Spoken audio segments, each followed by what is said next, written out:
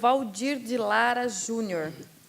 Ele é contador e consultor há mais de 12 anos, especialista em gestão tributária pela PUC Paraná e FESP Paraná, é sócio fundador da Reut Consultoria e Contabilidade, militante nas áreas de consultoria, assessoria e contabilidade empresarial e tributária, com larga experiência em lucro real para médias e grandes empresas e contabilidade para empresas focadas em importação e exportação. Com vocês, Valdir de Lara Júnior.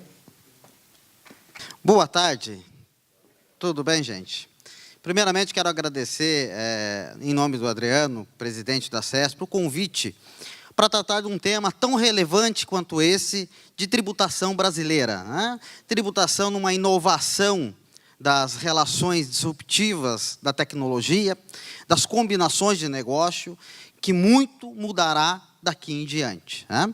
Então, nós temos uma frente bem significativa nessas relações, muitas vezes saindo do convencional da tributação de mercadoria, produto e serviço, passando por uma barreira, muitas vezes, se é licenciamento, se é locação, muitas vezes, se é produto, né? Então, a Receita Federal, costumeiramente, já vem numa guerra tremenda, desde 98, tratando das relações de software, se ele é de prateleira ou até mesmo se ele é por encomenda. Então, nós percebemos que nessas relações existe um conflito muito antigo, né?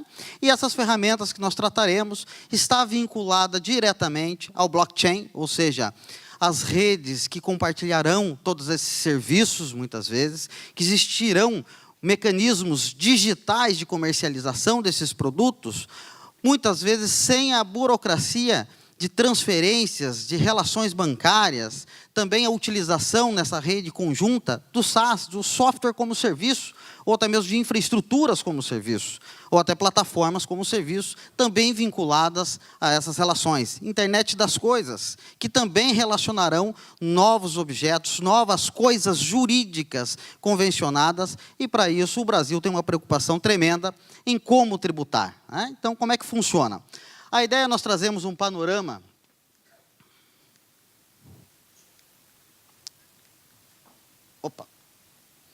um panorama geral de como funciona o Brasil hoje, né? Sabemos, então, que o Brasil é um dos países que tem a maior carga tributária do mundo, né? Um dos países que tem a maior carga tributária do mundo e que tem normas muito complexas em comparação aos outros países. Então, nós vamos ter uma Constituição totalmente desatualizada, de 88, por exemplo, né? Nós temos lá um Código Tributário Nacional de 66, que para esse acompanhamento da tecnologia, para acompanhamento dessas novas ferramentas, com certeza precisarão de novas atualizações. Então, na nossa Constituição Federal, por exemplo, traz uma segmentação entre impostos, taxas e contribuições, impostos esses, todos aqueles que começam com I, imposto de importação, IOF, imposto de renda, IPVA, ITCMD, o imposto da morte, né? Imposto causa-mortes ou doação. Hoje está fácil morrer, porque hoje o ITCMD no Paraná é 4%. A tendência é que aumente. Nós temos que pensar nisso, né? Então, vamos lá. Outros impostos que nós temos ainda, IPTU, ISS, com uma série de ramificações, uma série de exceções, né? Então, incide ou não incide, é despesa dedutível, indedutível, vários regimes especiais de tributação, regimes normais, como lucro real, presumido, simples nacional para as pequenas empresas, que vão enfrentar esse mercado inovador.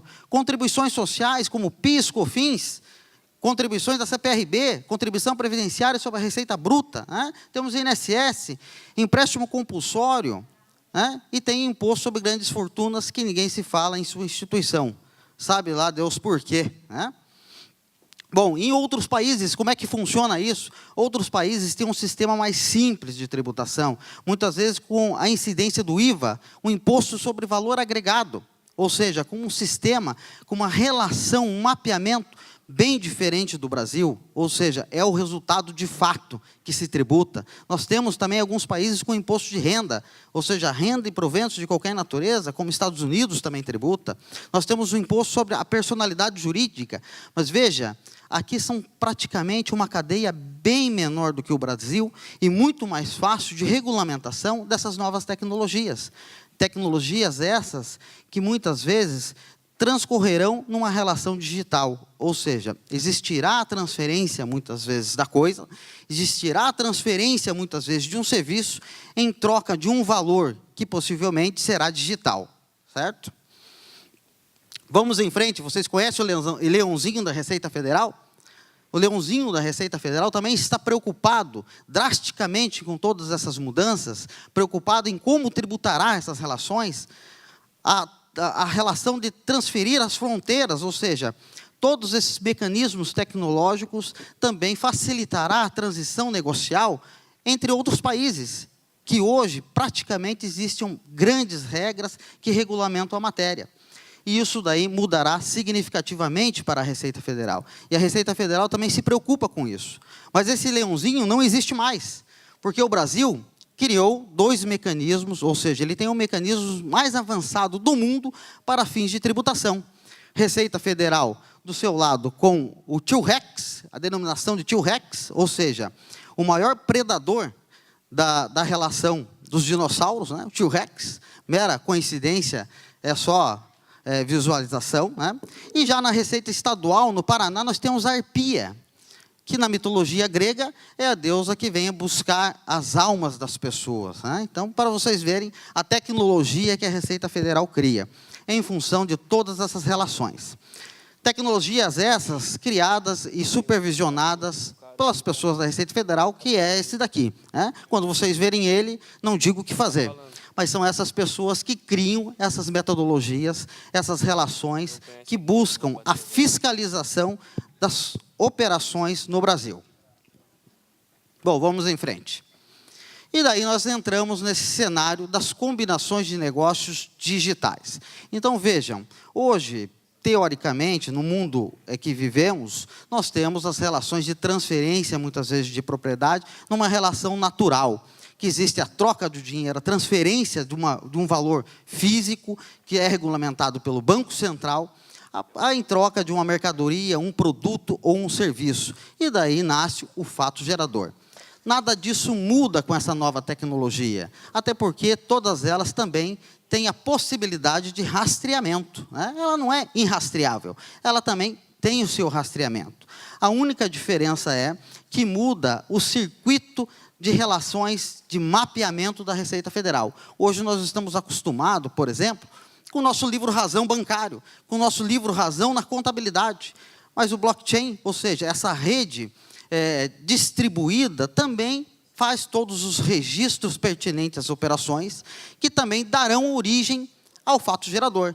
Seja ele, muitas vezes, no comércio eletrônico, no e-commerce, que vai vender o seu produto numa moeda, numa criptomoeda, por assim se dizer, também existirá a circulação de mercadoria, também existirá a incidência do ICMS, bem como do PIS, da COFINS, do Imposto de Renda, da Contribuição Social, em cada um dos seus regimes pertinentes. Então, nós não estamos desviando as relações da tributação. A tributação continua nos mesmos mecanismos, até porque contabilidade é regime de competência, seja no mercado doméstico, Brasil, ou seja no mercado internacional. Ele funciona, os mecanismos da contabilidade é escriturar as minhas operações de forma com que eles incorrem, não conforme eu recebo, né? Então, isso é as relações que mudam na tributação. E como é que funciona todas essas regras, essas combinações? O que a Receita Federal entende também? Ou seja, o que ela denomina, que conhece o blockchain desde 2008. Acredito que não seja verdadeiro. Então, a Receita Federal também tem essas relações com o tal do Sistema Público de Escrituração Digital. Ou seja, no primeiro momento falamos das obrigações principais, que são os tributos. Agora passamos para as obrigações acessórias. Vejam a burocracia do Brasil. E o Sistema Público de Escrituração Digital nada mais é que também um compartilhamento, diferente do blockchain, centralizado. Porque quem recebe essas informações são desaguadas para a Receita Federal. Quando nós emitimos lá uma nota fiscal eletrônica, muitas vezes, para faturar um produto, ou a nota fiscal eletrônica de serviço, para faturar um serviço mesmo, ele também é compartilhado. Ou seja, existe toda uma transição de validação, toda uma transição de transmissão à Receita Federal e autorização. compartilhando muitas vezes com a SUSEP, quando for o caso, CVM, quando for o caso, receitas estaduais, prefeituras, né, em todo caso, e faz todos esses compartilhamentos e autorizações. Feitos essas autorizações, geram a tais de chaves públicas também, só que é centralizado. E a Receita Federal vem divulgando que já conhece a tecnologia. Claro que fortemente eles impactarão a essas modalidades tecnológicas para que se conectem, porque eles precisam mapear as operações. Como países mais ricos, como Estados Unidos, Japão também, já regulamentaram algumas maneiras de fiscalizar. Ou seja, determinadas empresas com determinadas relações, naturezas jurídicas, são necessárias para operar no mercado digital, no mercado virtual. Por que de tudo isso? Muitas vezes pela finalidade de publicação das suas informações, pela finalidade de divulgação para fins de rastreamento. Então, a Receita Federal tende também, nessas condições, fazer esse compartilhamento, ou seja, fazer essa conexão no banco de dados para que tenha as suas validações. Hoje, a Receita Federal já nos solicita essas escriturações, até porque o fato gerador ocorreu. Então, se nós tivermos uma negociação virtual, embora não existir a transferência, por assim se dizer, bancária, existe uma transferência, muitas vezes, de um bem, seja ele corpóreo ou não, né? E, muitas vezes, existe a transferência de um aumento patrimonial para aquele que receber. E esse aumento patrimonial deve ser registrado, embora não existir nenhuma regulamentação no Brasil que nos traga essas possibilidades hoje, não nos traga essas regulamentações. Então, essas tecnologias novas, virtuais, ainda carecem de regulamentação. Mas é a tendência, gente. Polêmicas, para que vocês entendam, em software que a Receita Federal nos traz, para vocês terem ideia do software customizável e customizado. Então, a Receita Federal está atrasada há mais ou menos há uns 20 anos para tratar de tecnologias avançadas como nós estamos falando. Por exemplo, nesse caso aqui, tratando se o produto sugere-se a base de cálculo para as empresas do lucro presumido de 32% ou para 8%, nos casos em que o software sofre meros ajustes e ele é customizável, ou seja, um software caracterizado produto para a Receita Federal, não para a Prefeitura, né? Não para o município, para o ISS, para a Receita Federal como mercadoria, e muitas vezes intitulando que aqueles softwares que sofrem várias relações, várias modificações e são exclusivos, têm a base de cálculo mais alargada. O que quer dizer com isso? Até hoje, temos grandes discussões em software que a Receita Federal não entende a sua tributação. E muitas empresas, por assim se dizer, licenciam softwares que são padrões, ou seja, seguem uma metodologia, um layout, um design próprio, com meros ajustes, sofrendo uma carga tributária mais elevada. Costumeiramente, vivenciamos isso no mercado e vemos que muitas empresas utilizam 32% na sua base de cálculo e não 8% para o imposto de renda. 12% para a contribuição social. Tributam mais porque desconhecem a regra ou até mesmo porque ela é confusa. Essa é a Receita Federal. E como é que funcionam as combinações, então? Como é que isso existirá para que a gente tenha ideia do quanto faltará regulamentações, do quanto caminharemos em cima de tudo isso daí. Então, o blockchain, ele combinará uma série de efeitos, não só a criptomoeda, mas uma série de desencadeamentos nessas cadeias, que trará umas relações específicas de negociação, como a moeda virtual, que circulará muitas vezes com e-commerce, igual comentei, de produtos, ou seja, vender produtos e mercadorias, tanto para as indústrias, estará sujeita à tributação? Sim. Não deixou de acontecer o fato gerador, por exemplo, na industrialização. Embora o pagamento ser de forma digital, ainda existirá o fato gerador, por exemplo, numa indústria do IPI. Existirá o fato gerador de ICMS, PIS, COFINS, e quando que nós pagaremos, quando que será o recolhimento disso daí? Como contabilidade é por competência, será no registro do bem. Ou seja, vendi R$1.000, registro R$1.000 a receber, ou já recebido, nesse determinado valor, vai para o meu resultado, apura os meus tributos. A única diferença que muda neste roteiro é a relação de entrada de valor, né?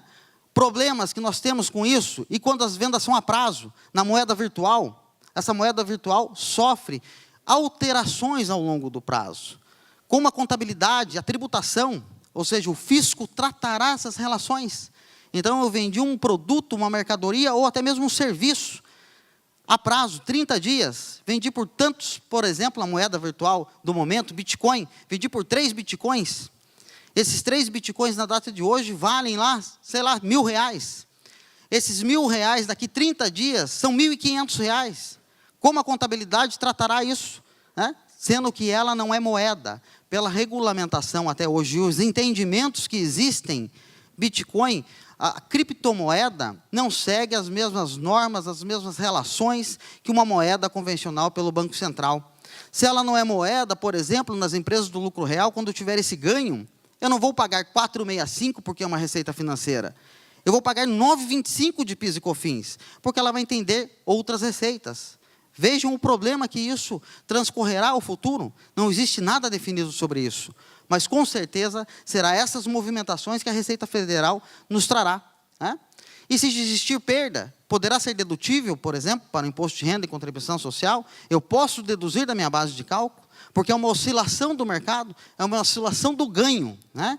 Então, existe uma série de relações que ainda carecem de regulamentação. Mas isso daí, todo esse sistema estará envolvido muitas vezes com pagamentos. Então, quer dizer que muitas vezes nós vamos pagar contas de energia elétrica, contas de água, outras contas do universo geral com moedas virtuais. Porque não precisaremos mais do método convencional para fazer essas validações. Né? Até porque blockchain é uma das relações seguras do mercado para que faça essas transações, justamente porque ela é distribuída. Então, existe uma série de validações específicas. Né? Nós teremos ainda os registros que poderão ser feitos e facilitados, registro de propriedades, por exemplo. Não precisará mais ir no cartório, pagar as taxas, já tem uma quebra do sistema geral de tributação, ou seja, como é que funcionará o ITR? Porque se dá pelo registro, o ITBI, como é que funcionará o ITBI nessas relações, que dá pelo registro, desculpe, né? Nessas relações, como é que funcionará essas funcionalidades, a validade disso tudo, ou não, né? Então, são novos caminhos, novos universos. Segurança jurídica vai estar também nessas relações, pode ser compartilhada com essas ferramentas. Os smart contracts, que são os contratos inteligentes, que regulamentará as relações entre os indivíduos. Será que essas relações entre os indivíduos, qual que será a validade jurídica de tudo isso daí? Como é que funcionará o smart contract na função da compra, comercialização, ou até mesmo da transferência de propriedade intelectual em todas essas frentes que existirá na tributação? Então, são uma série de regras que serão combinadas nessas novas tecnologias, que não deixarão de existir, muitas vezes, todas as relações de produto, mercadoria e serviço. Ainda continuará. A dificuldade será classificar que tipo de serviço que aconteceu naquele momento, no mundo real. Né? Se muitas vezes o serviço tecnológico é um licenciamento, ou seja, blockchain, ele está processando dados, ele está licenciando um software, ou é uma infraestrutura? Né? O que o fisco entenderá sobre isso? Porque cada uma delas tem uma tributação. Será que eu preciso receber no Brasil e tributar como licenciamento, correr os riscos do ISS, da tributação do ISS? Ou posso receber no exterior como royalties, ou seja, uma cessão de direito de uso, e não tributar ISS? Né? Então, existe uma série de frentes para que isso aconteça. Né? E todas elas gerarão tributos específicos. PIS, COFINS, Imposto de Renda e Contribuição, todas essas relações poderão gerar também ISS ou ICMS, dependendo de todos os casos. Né? E aqui é aquela grande discussão. É licenciamento, é royalties, é software. O que é esses serviços? Nós temos ainda a relação que quebra todo o paradigma brasileiro, que existe uma regulamentação forte, que são as transações internacionais. Então, o blockchain é no Brasil ou no exterior? Então, nós podemos, muitas vezes, nos deparar com transações internacionais. E aí, o Ciscoserv, que muitas empresas têm que cuidar, e os tributos na importação de serviços, tributos na importação de licenciamento, como é que funciona o licenciamento? Receita Federal sempre buscando a fome arrecadatória, cobrando muitas vezes o CID nessas relações, de forma indevida, porque na regulamentação do CID nos traz que os 10% não incide sobre tecnologia, né? E lá nós temos, e sim serviços técnicos, que é totalmente diferente. E como funcionará o rastreamento disso? Então, a Receita Federal, com certeza, fará essas conexões.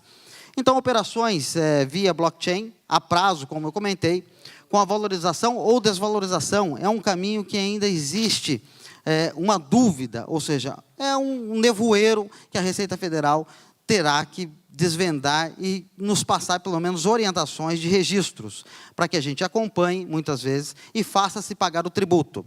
O problema é que, com essas ferramentas novas, com essa revolução tecnológica, muitas vezes criaremos contingências fiscais. Contingências essas por desconhecimento da regra ou pela inexistência dela.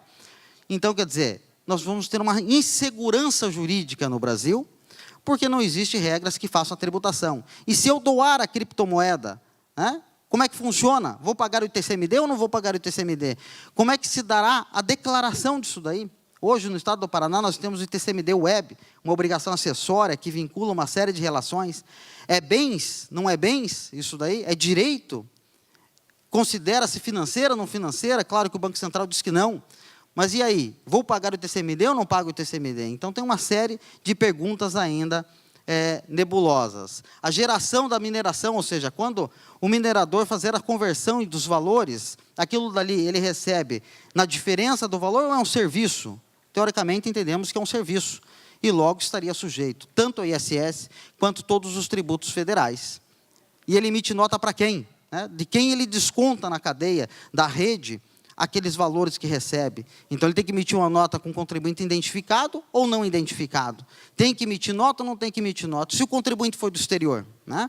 Então, tem uma série de relações específicas que nós temos que tratar e são ainda muito complexas, tá? E nós entramos num porquê de tudo isso daqui. Ou seja, quais são os desafios que isso tudo se relaciona. E nesse porquê, o Cleiton Sacomã vai tratar com vocês todas as relações jurídicas específicas com as apresentações necessárias.